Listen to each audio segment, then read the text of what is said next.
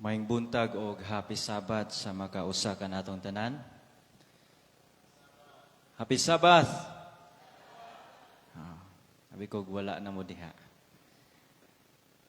Dalaygon ang Ginoo sa liwat sa adlaw nga Sabado nga iyang gihatag sa aton. Makadi kita sa aton nga promotional. Nangutan ako ni Ma'am Rena kung ang pagkasunod-sunod sa promotional kay iba-iba man. Dito sa Negros, iba-liwat. Pero evangelism,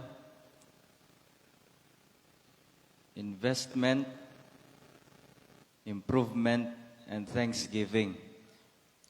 Pero usahay mabaliktad. Mauna ang thanksgiving, unya improvement na yun. Pero yan na mga kaigsunan, atong topic yan na maghisgot ta may tungod sa improvement. Kaya na ako'y gustong i-share diha sa inyuhan ining kabuntagon. I hope nga inyuhan ning mahinumduman mga kaigsunan. Ari kita sa improvement. Nganong importante man ang Sabbath School mga kaigsunan?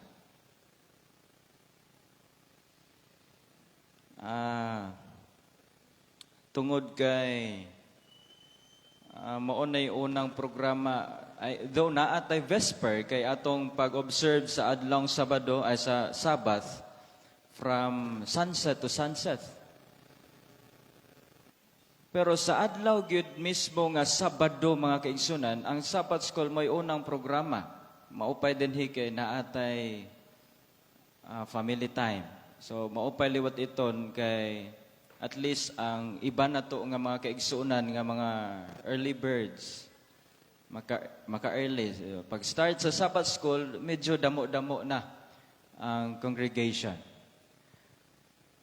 Nganong importante ang Sabbath School mga kaigsunan, siring pa sa usa ka magwawali. Sabbath School is the heart of the church. Mao daw ni ang kasing-kasing sa iglesia. Ngano man?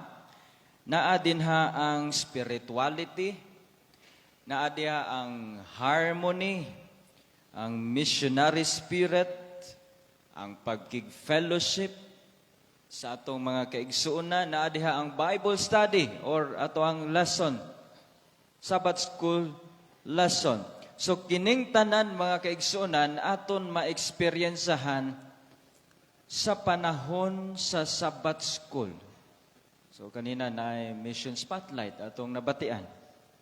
So it promotes Christian growth.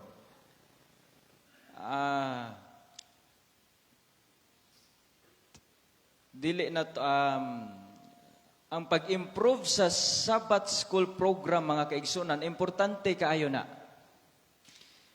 Pero before nato i-improve ang programa sa ato iglesia, aton danay unahon pag-improve ang atong kaugalingon. Mao na ang gusto na kong i-share diha sa inyo nining kabuntagon mga kaigsunan. Ako'y gustong mga words nga i-share diha kaninyo. Ang atong improvement promotional yan na dili kita maghisgot mahitungod unsaon na to pag-improve ang atong programa sa iglesia. Aton danay unahon pag-improve atong kaugalingon kay ang programa magsunod na lang na kung doon na kita improvement sa itong kaugalingon. Daghag mga damo sa mga Adventista, mga kaigsunan, nga ang ilang pagka-Adventista daw Katoliko. Balikon ako. Daghan sa mga Adventista na tulo na katuig sa pagpangalagad sa Ginoo pero ang ilahang pagka-Adventista daw Katoliko. Siguro kay dili pa gyud nila wala pa gyud nila nausab ang ara sa ilahang pagkatao kining gitawag nato nga ideology. Sa theology mga kaigsunan, gitawag ni namo og syncretism. Unsa gani? Syncretism. Anong correct signon sa syncretism, mga kaigsunan? Syncretism is a mixture of beliefs and practices. Correct signon, Adventista na ka, pero ang imong beliefs nagsagol-sagol ba? Ngan mo sunod ang imuhang mga practices. For example, Adventista ka. Unya, sa panahon nga nagmasakiton ka, mudagan ka sa hospital. Kay imong gituuhan, ang imong beliefs, nga ang Ginoo sa langit, iyahang gamiton ang doktor o mga staff diha sa hospital para maupay ang imong sakit. Unya sa diha nga dili gyud makaya sa doktor nga upayon ang imong sakit, ang imong buhaton mudagan ka sa albularyo. Ha? Mudagan ka sa albularyo ngan ang advice sa albularyo, sir, or kung naa kay anak nga nagmasikiton, ya di gyud kayang tambalan sa doktor, mudagan kas albularyo, mananambal. Masiring dayon ang albularyo nga, brother, ang imong anak, gisundan siya sang spirito nga dili maayo. Naibgan siya. Dunay nakaruyag sa iya nga dili maupay nga espiritu. So ang imong buhaton, magkuha ka sang luya. Ngan magkuha kaliwat sang ahos. So later on, ang imong anak mahimo na sang paksiw. Kay suka na lang kulang, baga paksiw na. Unya pagkagabi ana, mudagan ka sa imong kwarto, mag-abli na pud ka sa imong Biblia, mangayo na pud kag tabang sa Ginoo. Nagatuo ka nga dunay Dios sa langit, apan may ada liwat espiritu sa yuta, nga kung imong masangkay ina ang espiritu, kaya kaniyang ayuhon. Unsa kay ito nga word? Syncretism. A mixture of beliefs. Example lang na mga kaigsunan. Kay bisan gani, mga Adventista, naagya pa Adventista nga gapamatron. Yan na uso ang patron, mga kaigsunan. At tukos bukid gapon, katukos akong nga gibistahan dito, wala sila kay it was those patron. So, sige lang, kaya di pa man sila Adventista. Muna gitawag nga syncretism. Halo-halo ang imong paniniwala. Nakoy duha ka pulong nga akong i-share diha sa inyo. I hope nga dili ninyo ni malimtan, mga kaigsunan. Una, kining makita nato nga binuhatan, mao nay gitawag nga behavior. Kaning makita sa gawas ba? So mo na'y gitawag nga behavior. For example lang ni. Adventista na ka, tulo na ka katuig sa pagpangalagad, Adventista na ka, unya nagsige gihapon kag panigarilyo. Unsay tawag sa sigarilyo? Behavior. Kanang makita diha sa imuha. Adventista na ka pero sige gihapon kag mama. Mo na gitawag nga behavior. Dito ko na-assign ko sa Katbalogan, sa bukid sa Katbalogan, sa Yabon. Mga bata panggagmay, mga kaigsunan, kusog na kayong mo mama. Kusog na kayong mo sigarilyo. So asa gikan ang behavior? Ang behavior, mga kaigsunan, gikan ni siya sa pinakalalom-lalom pagyud nga pulong sa imong pagkatao. Gitawag ni siya og beliefs. Behavior, beliefs. So ano man ni ang beliefs? Ang beliefs, mga kaigsunan, siyempre mo ni imong gituuhan. Nagatuo siya, example lang, nagamama siya, bangod kay nagatuo siya nga ang pagmama makapalig-on sang iyang ngipon. Nagmama siya bangod kay iyang gituuhan nga ang pagmama, mga kaigsunan, makawala sang iyang luod. So ang iyahang pagmama usa ka behavior. Ngan ang behavior mo ni ang bunga sa imong gituuhan. So ano man ang dapat nga i-change sa usa ka tawo? Ang behavior o ang beliefs? Ano man? Ha? So ang beliefs, kay ang behavior bunga lang man ni kung unsa atong ginatuuhan. For example, kung ang usa ka tawo magatuo siya nga ang pagmama dili makaupay sa imong lawas, syempre muundang siya sa pagmama.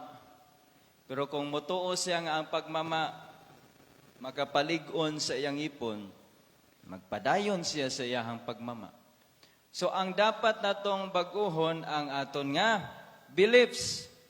Ngan may ada pagud mas lalom-lalom sa beliefs. May ada kita behavior, beliefs, ngan pinakalalom pagud ni ana natay gitawag nga value. Mo nay pagpahalaga. Nganong ga sigarilyo man siya, bisan dugay na siya nga Adventista. Nganong ga mama gihapon siya, bisag dugay na siya nga Adventista. Tungod sa iyaha nga beliefs. Ngan amo ini, ngan ang iyang pagsigarilyo, mo ni ang iyang gihatagan sang value sa iyahang kaugalingon. Mas gi-priority pa niya ang pagsigarilyo kaysa pagkaon sang kanon. Muna nga danay may ada tao nga pagbuktaw niya sa aga, instead nga mukaon sa kanon, mo inom siya kape. Mas gi-priority, mas gihatagan niya value ang pag-inom sang kape kaysa pagkaon sang kanon. Karag singon, nag-inom siya kape tungod kay paras iyaha, nag-believe siya nga ang pag-inom sang kape makahatag sang enerhiya. Doon ako'y kilala, lagas na siya mag-uuma. Kada aga, di gid na siya gakaog kanon, kay ganahan sa moinom kape, kay daw kusgan siya. So mao na iyang gituuhan, ngan mauliwat na iyang gihatagan sang value. So may ada kita behavior, may ada beliefs, may ada value, ngan sa pinakadalom pagyud sang value. Mo ni ang last nga word, mga kaigsunan. Gitawag kini siya og world view. So ano man ni ang world view?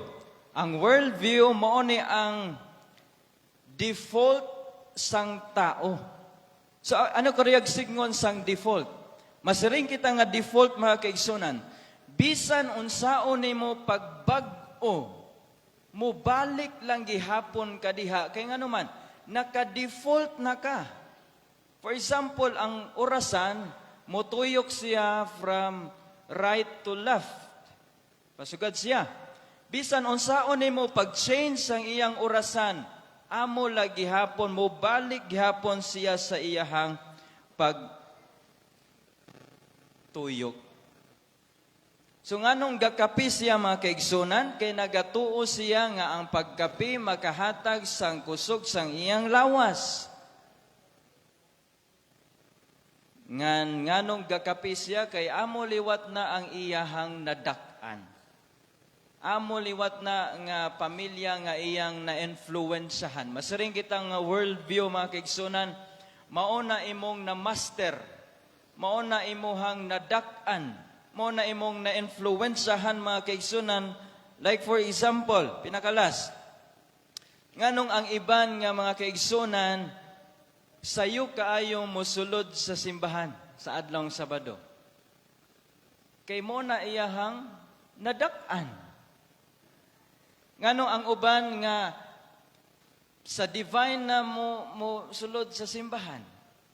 Kay mao na iyahang nadak-an, na default na iton sa iya. Ngan bisan unsaon niya, bisan mag-early siya, kay sometimes hatagan sang bahin, mag-early sa church, pero sa sunod nga Sabado, mubalik gihapon niyang kinaiya, kay mo iyahang nadak-an. So unsay dapat natong i-change mga kaigsunan? Ang behavior, ang beliefs, ang value, ang worldview. Makasiring kita nga ang worldview, gyud kay mo gyud na iyahang nadak-an mga kaigsunan. Nabalik kita sa pakiana, unsa atong dapat nga i-change? Nini nga upat ka mga pulong. So ang worldview mga kaigsunan mo ay pinaka-importante gyud nga bag-uhon sa usa ka tawo mga kaigsunan. Kay for example, ang usa ka panimalay kusog mo inom, mo na yang nadak-an. Nagdako siya, nagtubo siya sa usa ka panimalay nga kusog mo inom pud siya. Nagdako siya sa usa ka panimalay nga kusog mo sigarilyo pod siya. Nagdako siya sa usa ka panimalay nga sayo siya mo bisita sa adlawng Sabado, mo bisita liwat siya sa adlawng Sabado. Nagdako kas panimalay nga mo simba ka, mo bisita ka every midweek, every vesper, imong buhaton mo simba liwat ka. Kay mo na imong worldview. Nagdako kas usa ka panimalay nga gamama, sigig sigarilyo, magsigil ang pud kag mama. Ang pakiana, masayon ba bag-uhon ang worldview? Makuri mga kaigsunan. Pero walay imposible das Ginoo. Siring pa diya sa Philippians chapter 4 verse 13 nga akong mahimo tanan pinaagi kang Kristo, kay siya naghatag sa akon sang kusog. So, I hope nga unahon danay nato pag-atiman atong kaugalingon.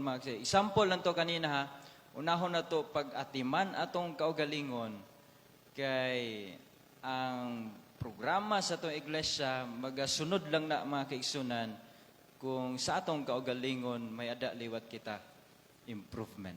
So sa Sabbath School Improvement, kana mga flows ang programa naton, maupay ina mga kaigsunan, apan unahon nato pag-improve ang atong kaugalingon. So I hope and I pray nga naatay nakatunan mga kaigsunan about sa behavior, beliefs, may ada value and worldview.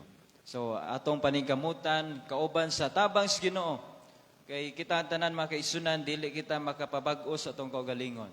Pinaagi lang yun sa gahom sa Ginoo. Nga kini atong mga worldview, kung naapa kitay mga mixture of belief nga ginakaptan, aton iton hinay-hinay nga matugyan diha sa Ginoo. So ang Dios magapanalangin kanatong tanan.